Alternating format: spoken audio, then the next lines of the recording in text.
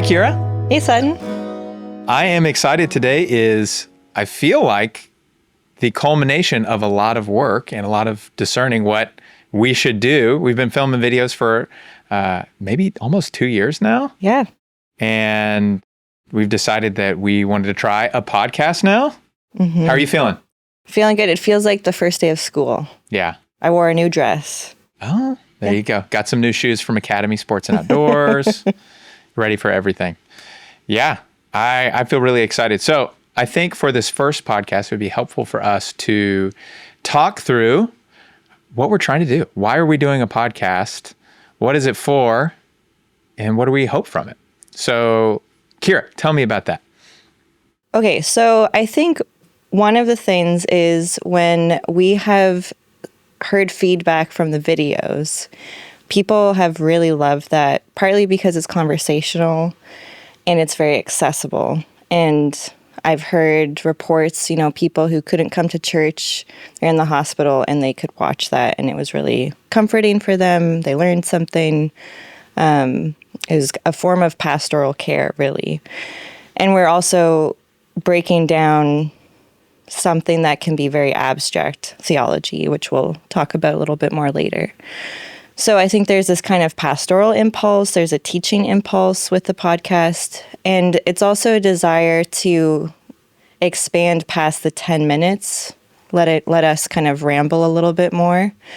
And as we would prepare for those videos, we often would have these amazing conversations, and then we couldn't put all of that content into a video. And so now we're kind of letting our wings spread and stepping into the wild. Yeah. I think that's good. I think that puts it really nicely. Because our conversations were some of my favorite parts about the videos, was preparing for them. And so now we can bring, our church into that preparation process. Totally. And in a little less of a refined way, and kind of have a more conversational tone about what we're doing. Well, and a lot of people said they would, put on a video as they got ready for work, or they would even listen to it as they were driving. But sadly, most people from our church do not have a 10-minute commute. Yeah. So this can fit their commute, spread it out a little bit longer. Mm-hmm. And then the other thing, too, we've been talking about how are we reaching people who maybe have questions about the church, who don't feel comfortable going to church, who've been hurt by the church. And it's unlikely that their first instinct is, where I should go for answers? I should go back on campus. Yeah. I should go find a church and sit in the place where I didn't feel comfortable, where I couldn't ask questions in the past, maybe where I was hurt, or even just I don't know anybody. Mm-hmm. And so this is a way for us to say, let us kind of invite you into what we're talking about already. Maybe you'll get some of those questions answered in a way that is comfortable. You're in your car, you're listening to us talk, and maybe one day you decide to drive up to 2450 River Oaks Boulevard on the corner of Westheimer. Yeah, I think that's a good point. Church can feel very closed off, and you walk in and there's kind of a set script, and people are kneeling and standing and responding, and you may not know all the lines to the script. And our hope is that this is a time that you could explore your faith in a way that's very non-invasive at all. Yeah. Where you don't have to have all of the answers, and you don't have to know the insider lingo and things like that. I think that kind of gets us to the name. So we had a list of a list of names, and not all of them were good. They were not all contenders. But we settled on Late to Church as our name for this podcast, largely because, I grew up late to church every single Sunday. Every single Sunday we would show up right after the first song, and that was kind of our family's way of doing it. But also kind of, there are a lot of reasons to show up late to church. Not all of them are just because you're bad at time management like I was. But it could be that, you don't feel comfortable with the social part of church, so you show up right at the end. Yeah. But also, we want to be a podcast for people that don't have it all together all the time. It doesn't have to be, the perfect Christian podcast where we have all the answers. And I think we wanted to take that posture into this podcast. Mm-hmm.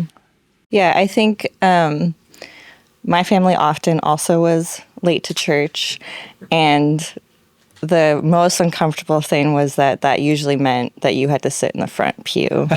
And we were back pew people all the way.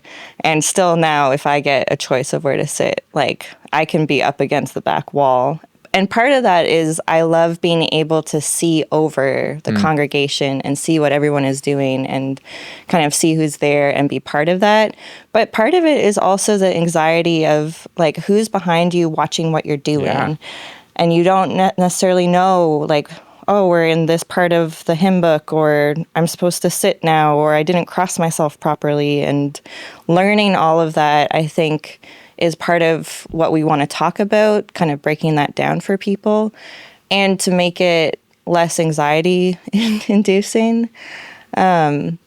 The other aspect of that, too, I think both of us are late, quote unquote, to the Episcopal or Anglican tradition. We didn't grow up in it.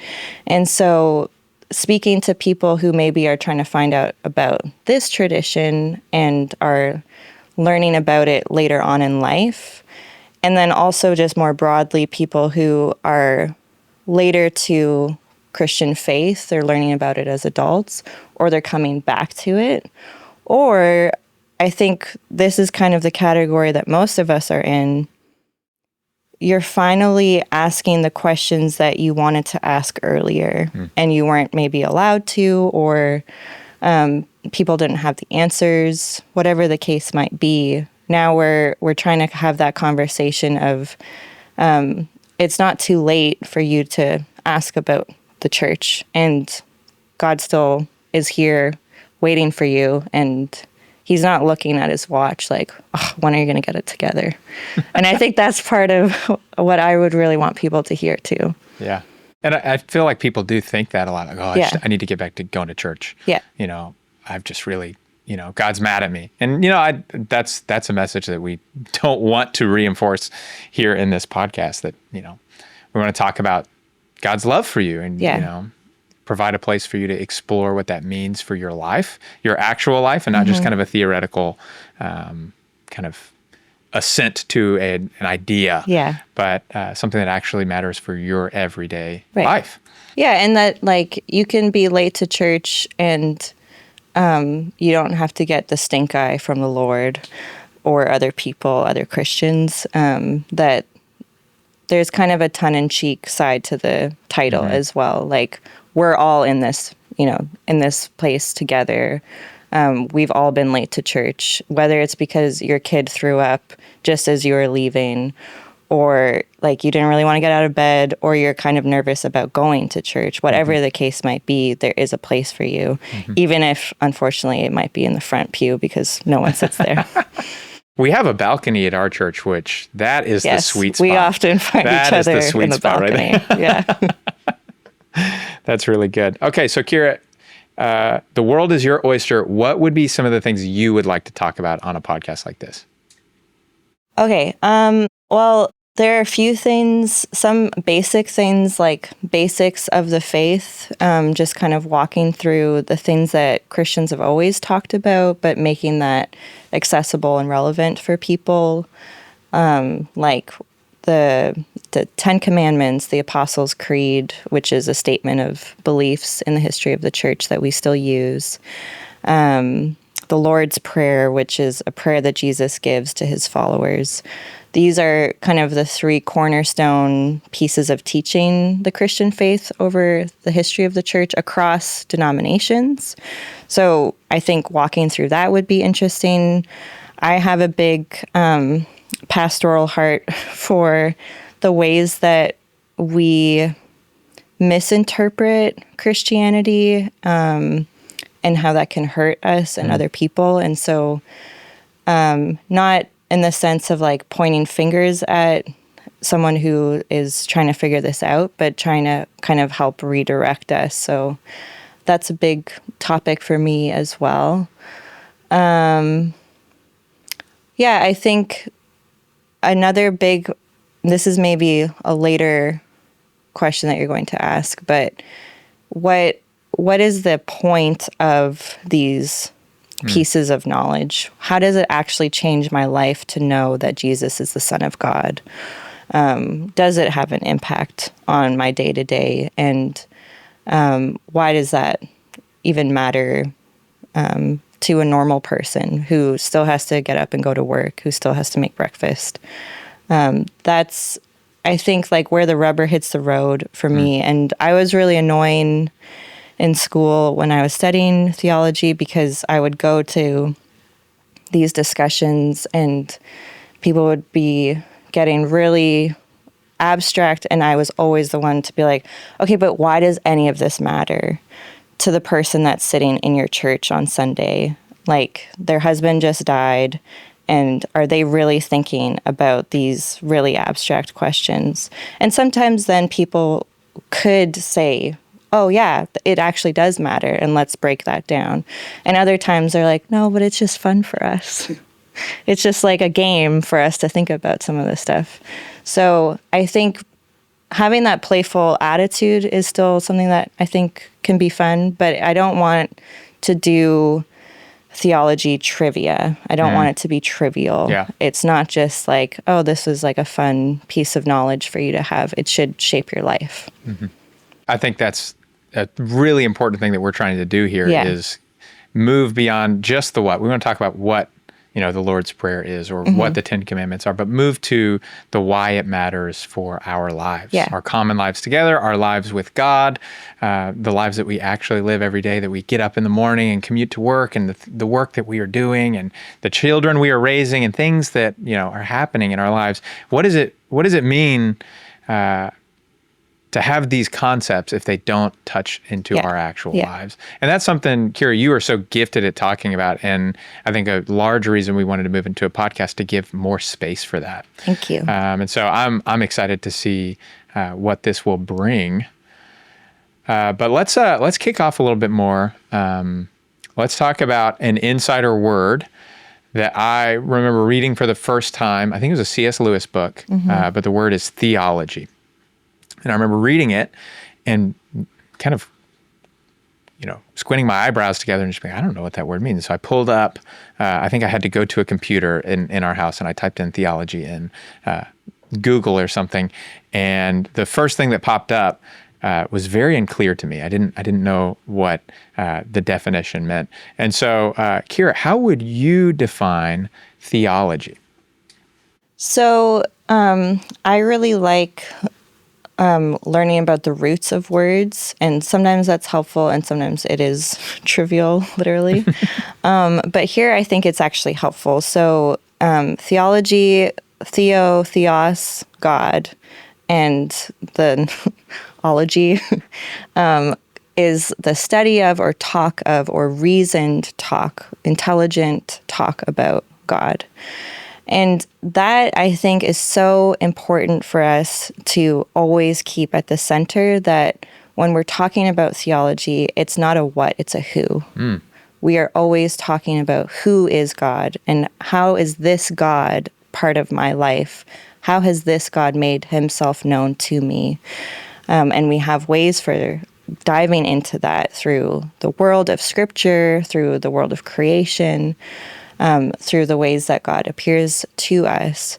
But it's always centered on, this is a study of who God is, in the same way that other classes that you could take in high school, a biology class, it's you're studying, it's a classroom experience, but there's also that lab component, I think, and the lab is our lives. So theology isn't something that is just meant to be in a classroom or bound in a church setting. It's supposed to be an encounter with the living God.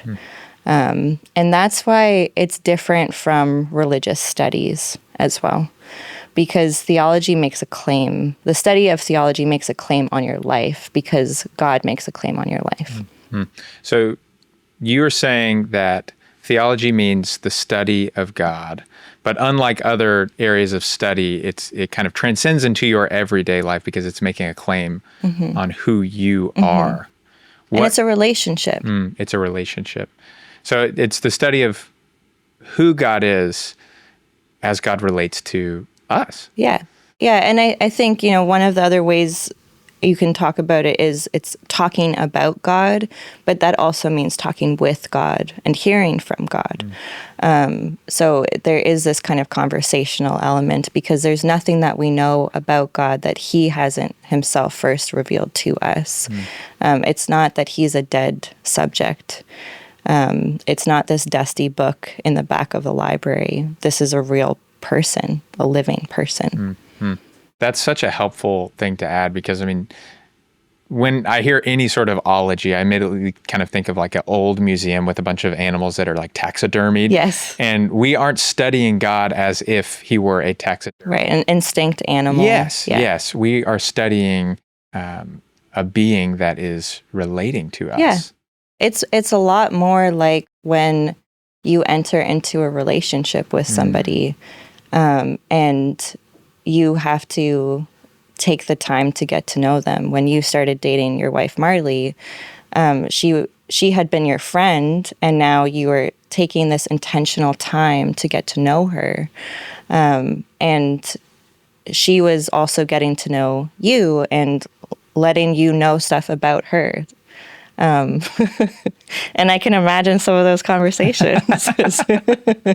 She is a very open person. Yes, she is very chatty, as I am very chatty. We're both very chatty. Yeah. So I bet you can imagine our dating was just nonstop talking. We just talk. And I think that's actually a very helpful metaphor for thinking about theology, thinking about our relationship to God, because it's not something that's static, and it's also not a posture where you're trying to create these boundaries and these cages that it's like, well, this is a right way, this is a wrong way to think about it, and more of kind of something that's growing. Yeah, something that's growing. Organic. Yes, it's organic. And it requires other people. Yes. In the same way that any relationship does. And so if I make a new friend, when I met you, I didn't just get to know you, I got to know Marley, your wife. And now over time, I've also gotten to know your family and your friends at your ordination party. And so this is part of the church being part of theology. It's not something that you do alone. And I think a lot of us, especially if we might have grown up in certain church backgrounds, there was a sense that it was just me and my relationship with God. And I could spend time alone in my bedroom with my Bible, and that was all I needed.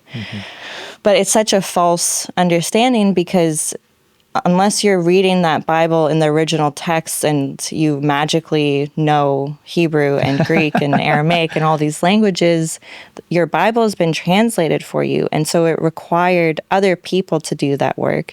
It required this whole history of the church passing down this holy book for us to get to know God.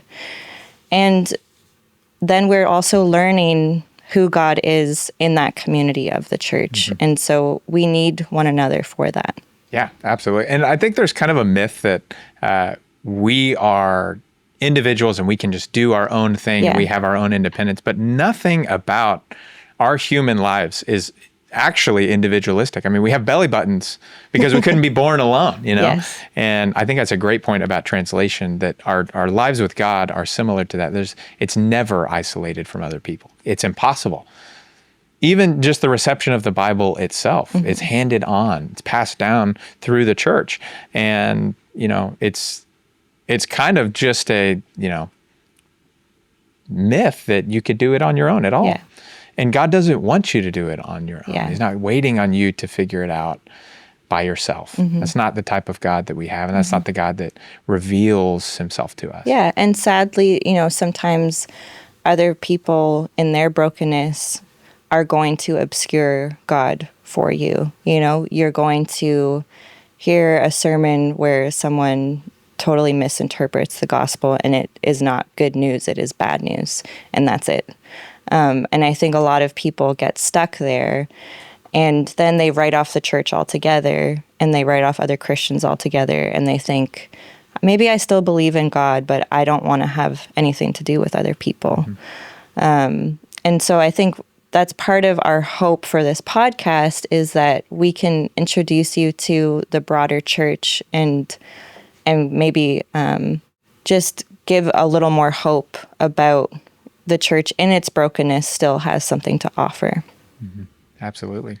And, directly apply it into your life. Yeah. And I think sometimes people approach any sort of religious experience as something added on to their lives. Yes. And an enhancement. It's like a boost, protein boost in your smoothie. Yes. And something I would, love to draw, our people into a deeper understanding is that God is already present in your life. Yeah. And so if you want to see where God is, examine where God is in your life. And I'm not sure that made any sense, but kind of thinking about the way God is already working in your life instead of looking for some extra level up, something more holy, something like that.